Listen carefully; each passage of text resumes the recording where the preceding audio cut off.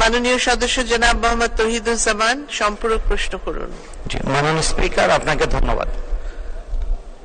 আমি মাননীয় অর্থ প্রতিমন্ত্রীকে এই প্রশ্নের উত্তর দানের জন্য ধন্যবাদ জানাই, কিন্তু আজকেই আমি ভেন্ডরের থেকে যে লেটেস্ট ট্যারিফ এটা আমি কালেক্ট করেছি।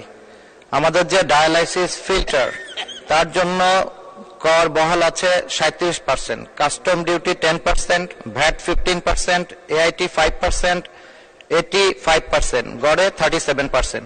ডায়ালাইসিস করার সময় বেশ কতগুলো আনুষঙ্গিক সার্কিট জড়িত থাকে। ডায়ালাইসিস সার্কিটের উপরে যে কর আরোপ করা আছে সেটা 37%, এটার ফ্র্যাকশনও অনেকটা এরকম।